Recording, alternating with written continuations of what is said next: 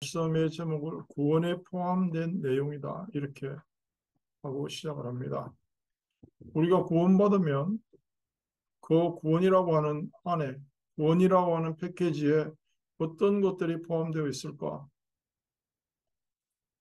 까딱 잘못하면 착각하기 쉬운 게, 구원에 대하여 회개하고 결단하고, 그래서 예수 영접하고 거듭나고 점점 성화가 되어져서 영생에 그 이르는 그런 단계별 나열에 의해서 구원에 대한 착각을 할 수가 있습니다. 그래서 어떤 대단한 분들도, 특히 천주교 같은 데서는 구원에 대해서 인간이 함부로 말할 수 없다, 쭉 봐야 한다, 그렇게 겸손한 이야기를 하는 분들도 있습니다.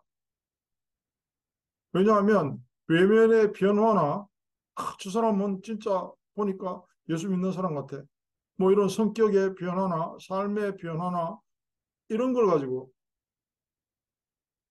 구원의 과정으로 판단하기 때문에 그렇습니다.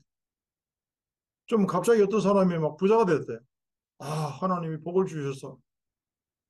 그러면 반대로 하면 하나님이 저주하신 건가? 그래서 구원에 대해서 까딱 잘못하면 착각을 할 수가 있다.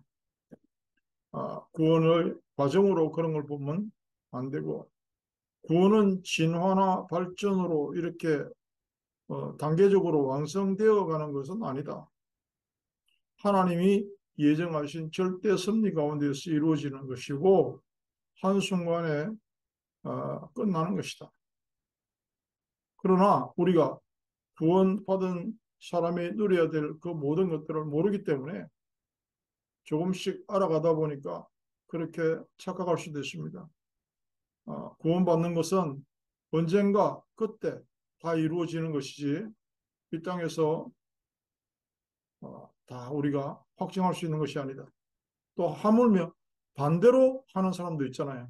한 번 구원은 영원한 구원이고, 한 번 구원받은 사람은 뭐 아무렇게나 살아도 괜찮다, 일테면 약간 그런 쪽으로 가는 사람도 없잖아 있거든요. 둘 다 착각입니다. 하나님이 예수 그리스도를 상징하는 그분이 요한계시록에서 스스로 자기를 나타내실 때 뭐라 그러냐면, 전에도 지금도 영원히 이렇습니다. 주 하나님이 이르시되 나는 알파와 오메가라, 이제도 있고 전에도 있었고 장차 올 자예요. 우리 영어 찬양에 자주 여기 우리 교회에서 보면 나옵니다. You were, you are, you will 이럽니다. 과거형, 현재형, 미래형. 전능하신 자라. 하나님이 구원을 한 번에 이루신다고 하는 그쪽으로 우리가 판단해야 되는 이유가 뭐냐 하면, 죄는 하나님을 떠난 사건을 죄라고 그러잖아요. 하나님을 외면하고 있거나 하나님 뜻대로 못하는 걸 죄라고 그러거든요. 죄를 떠나 그 하나님의 품에 안긴 걸 구원이라고 그런다면, 죄악된 가운데에서 진행되는 모든 것은 죄다. 다른 말로 하면 이 땅에 살아가면서 숨 쉬는 것도 죄고 먹는 것도 죄고. 왜? 하나님의 자녀가 아닌 소속은, 남한과 북한이 지금 적대 관계에 있고 전쟁 중에 휴전하고 있는 나라잖아요. 그러니까 북한에서 너무 조국과 민족을 위하여 남한에 심심하면 내려와서 사람을 죽인다든지 간첩 행위를 한다든지, 그런 사람이 북한에 살고 있으면서 잘 사는 것도 죄고 못 사는 것도 반역입니다. 남한 입장에서 볼 때는.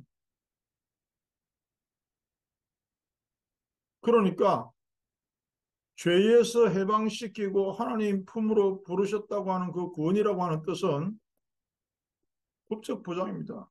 로마서 8장 1절 2절은 어떻게 시작하냐면은, 그리스도 예수 안에서는 정죄함이 없다 그랬어요. 예수 안에서는 정죄함이 없다 그랬어요. 예수 밖에서는 당연히 죄인이고요, 예수 안에서는 정죄함이 없다. 그래서 죄와 사망의 법에서 생명의 성령의 법으로 옮기었느니라. 법적으로. 언제부터 그랬냐? 만세 전에 그랬고 창세 전에 그랬고 다윗이 고백하기는 내가 태중에서 우리 엄마 뱃속에서 조성되기 전에 이미 하나님의 계획은 완성되었다. 어쩌면 할 거야. maybe 뭐 이런 게 아니고요. 오직 은밀한 가운데 있는 하나님의 지혜를 말하는 것으로서 감추었던 것인데 하나님이 우리의 영광을 위하여 만세 전에 미리 정하신 것이다. 아멘. 에베소서 1장에는 보니까 창세 전에 그리스도 안에서 그래요. 그리스도 안에서 우리를 택하사 우리로 그 사랑 안에서 거룩하고 흠이 없게 하시려고 어떻게 우리를 부르셨다. 아멘. 오늘 말씀에 우리 에베소 2장은 우리 인생의 과거, 현재, 미래가 담겨져 있는데 허물과 죄로 죽었던 과거 완료형입니다. 죽을 뻔했던 아니고요. 죽었던. 구원은 죽었던 우리를 total depravity, 완전 전적 타락에서 우리를 건져냈어요. 우리는 소망이 1도 없는데 거기서 건져냈다는 그런 뜻이에요. 구원 속에 포함되어 있는 것은 뭐냐? 그 확신이 포함되어 있다. 구원 속에. 어떤 거는 구원받은 지 하루 만에 오고 어떤 거는 이틀 만에 오는 그게 아니에요.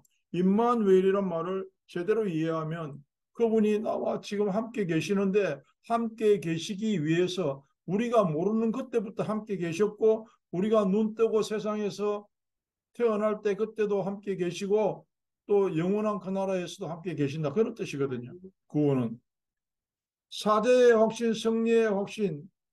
하나님은 죄인과 동거하거나 동행하지 않습니다. 하나님의 속성은 죄와 함께 거할 수 없는 게 하나님의 속성이에요. 그 죄인에게는 하나님이 안 계세요.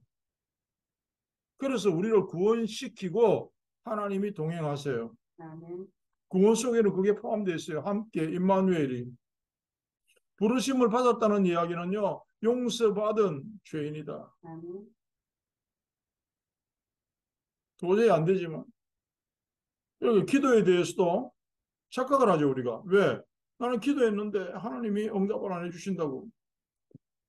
그거는 자기가 하는 계산이에요.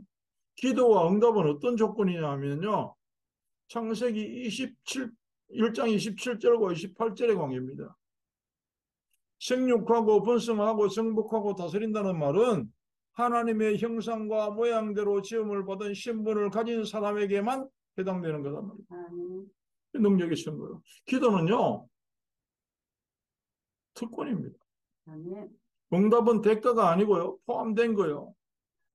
그 시간표를 알고 인정하는 거예요. 죽을 때까지 내 눈에 보이는 응답이 없어. 그럼 뭐 응답인가요? 옛날에 우리 기도에 대해서 배울 때 이렇게 배웠거든요.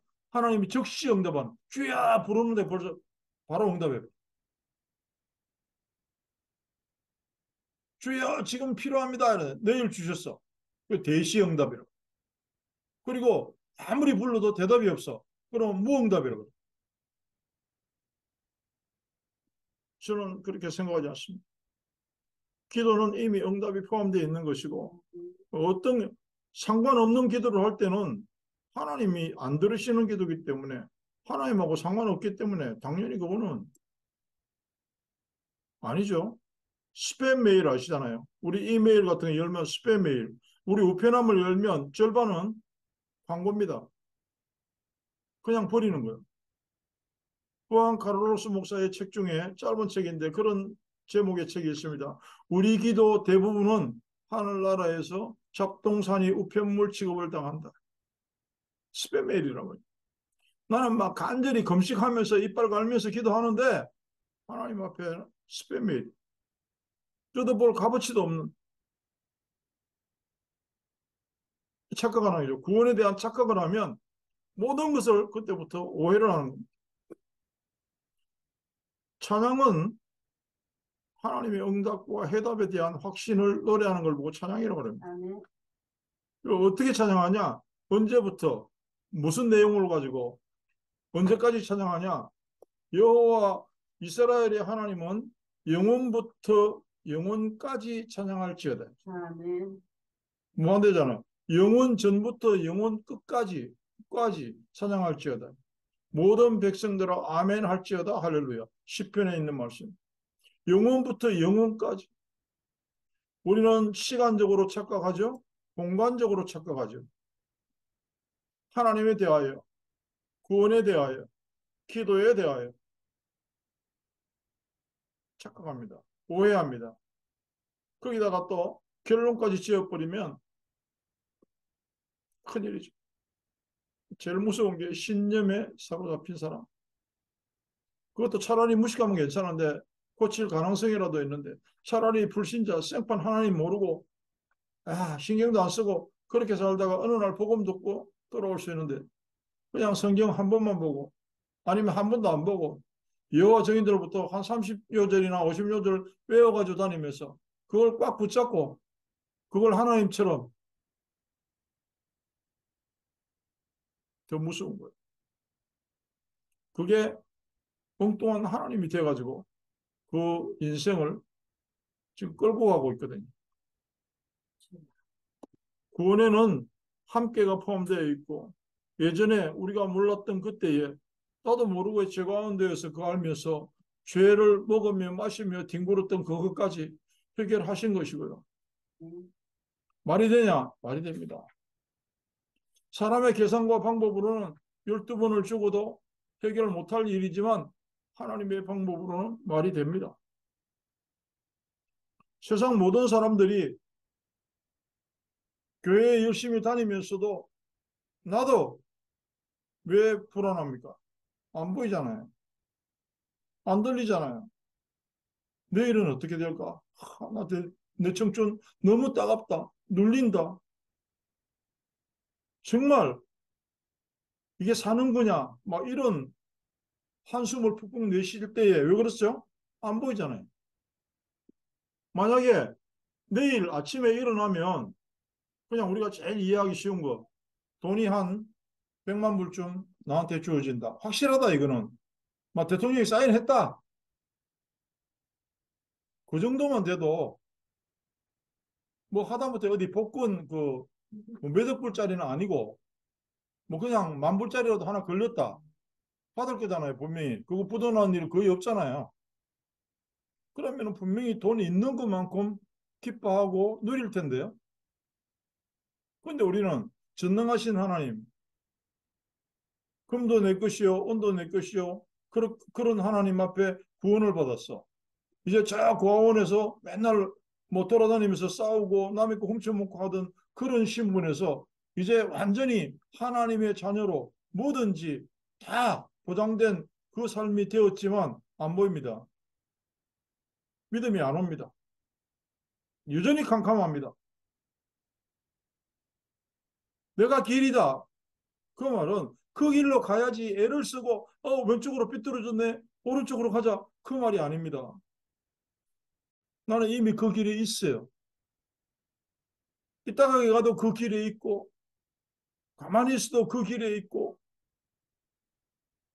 지금 이후로 모든 미래는 하나님은 이미 영원 전부터 아시고 보장하시고 인도하신다는 그런 뜻이 나는 길이요 하는 그 뜻이거든요. 그런데 우리는 자꾸 내가 길을 찾아가려고. 나 지금 예수님의 길로 안 들어왔나 봐. 언제 찾지 나는 그 길을? 그 길로 가야 될 텐데 노력을 하고 애를 쓰고 겸손해지고 그렇게 합니다. 그래서 내가 그 길에 있구나. 나는 하나님의 자녀고 예수님은 나와 동행하고 계시는구나. 그걸 언제 확인합니까? 예배입니다. 혼자서 잠시 엎드리는 예배부터 시작해서 우리 함께 드리는 예배, 모든 예배 말씀을 통해서 그게 혼자서 기도할 때 홀로 기도, 나 홀로 기도, 나 홀로 예배. 그 일을 위해서 우리는 교회에 와서 예배를 드리고 이 시간을 통해서 하나님과의 교제가 있어져야 되고 친밀함이 확인되어져야 되고 그러면 구원받았으니까 구원받은 게 확실히 믿어지면 그래 확실히 믿어지면 가만히 있었대요. 근데 내가 아는 한 사람들이 1000명 중에 999명은 가만히 못 있어요. 뭔가 자기가 앞으로 나가거나 하나님은 말씀은 나아갔는데 불기둥과 구름 기둥이 뜨면 같이 뜨고 따라가야 되는데 안 가. 아니면 먼저 앞서 나가. 구원에 포함된 내용에는 모든 것입니다. 아멘. 정말 지나온 날들에 대하여 돌아보면 끔찍한 그런 기억도 있고 후회도 있겠지만 상관없이 그것이 찬양으로 나타나고 감사로 나타난다면 미래에 대하여도 모세가 체험했던 말씀처럼 가만히 서서 여호와의 구원을 보라. 아멘. 그 말씀이 깨달아질 겁니다. 음. 하나님의 말씀 중에서 영원토록 죽을 때까지 그런 말에 대한 이해를 좀 해야 됩니다. 음. 히브리서에 보니까 죽기를 두려워하여 일생에 매여 종로로다고 그 말을 나는 곰곰이 생각해 보면 사람들이 죽을까 봐 이렇게 애를 쓰고 저렇게 애를 쓰고 나이가 90이 다 돼가지고도 병원에 가서 수술하고 왜요? 죽기를 두려워하여. 음. 안 죽냐? 죽어요. 어떤 의미에서는 죽어야 되거든요. 오늘 주일 학생이 선생님이 물으니까 선생님이 엉뚱한 어떤 의미에서는 우문의 현답인데 선생님이 자 여러분 천국에 가려면 어떻게 하면 될까요? 그러니까 학생이 간단하게 대답했어요. 일단 죽으면 돼요. 죽어야 되거든요. 근데 안 죽으려고 엄청 애를 써요 사람들이. 그분에 포함된 내용인데요. 근데 왜 우리는 죽음에 대하여 그렇게 죽기를 두려워해야 할까요? 안 보이니까요. 못 믿으니까요. 우리가 할 일은 뭐냐면 말씀의 나를 비추어 보고 한계를 빨리 인정하고 엎드리고 맡기고 거기에서 오는 평안을 누려야 된다는 뜻입니다.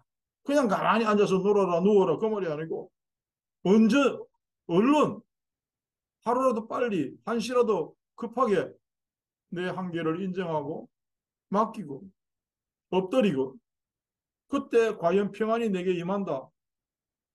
그게 구원입니다.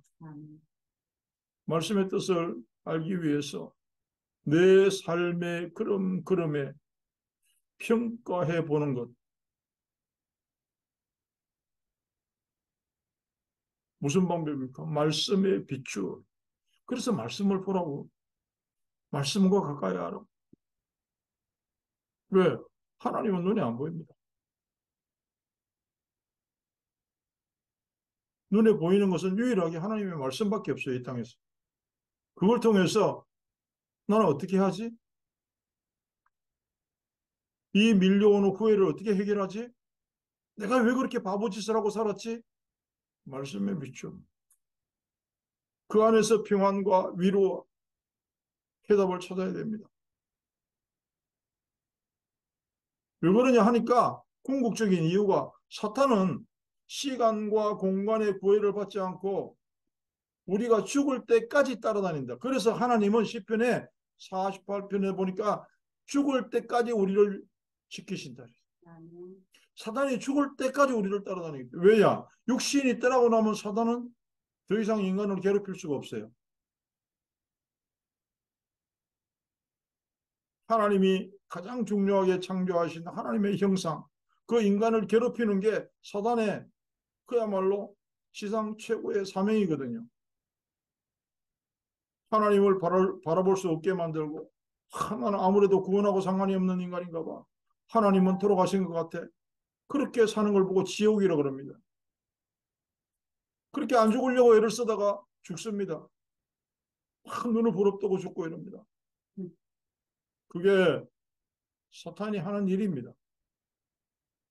세상에 보이는 것들에 완전히 빠져가지고 아니면은 아예 그냥 포기하고 아이고 될 대로 되라. 세워라 가거라. 나는 상관없다. 그게 사단의 전략입니다. 아무것도 생각하지 못하게 아니면 불안해서 불불불 떨게 만들어. 너무 허무해서 마침내 그만 살자. 도저히 못 살겠다. 그것도 일종의 불안이거든요. 이제 사탄이 하는 일이기 때문에 우리는 오늘도 예배에 왔습니다. 아멘. 말씀 앞에 엎드립니다. 주여. 그리고 기도합니다. 뭐라고요? 하나님, 지금 함께 하심이 믿어지기를 원합니다. 아멘. 하나님, 내가 하나님의 자녀인 것이 깨달아지기를, 누려지기를, 그래서 마침내 내 입으로 선포하기를 원합니다. 아멘. 구원은 전에도 지금도 장래에도 영원히 나와 함께 하셔야 될 이유가 있어서 오늘 이 말씀도 듣게 하시고 나를 부르신 하나님의 사랑, 내가 하나님을 부를 수 있는 기도와 내가 하나님께 영광 돌 수 있는 찬양과 이 땅에 살면서 세상과 나는 관계없고 구속한 그분만 바라보는 누림이 포함되어 있음을 믿으시기 바랍니다. 아멘. 하나님 감사합니다. 음. 하나님의 자녀로 살아갈 수 있어서 그래서 예배를 통해서 하나님 앞에 눈에 보이는 것, 우리가 가진 것, 시간, 정성, 물질을 바칠 수 있어서 감사합니다.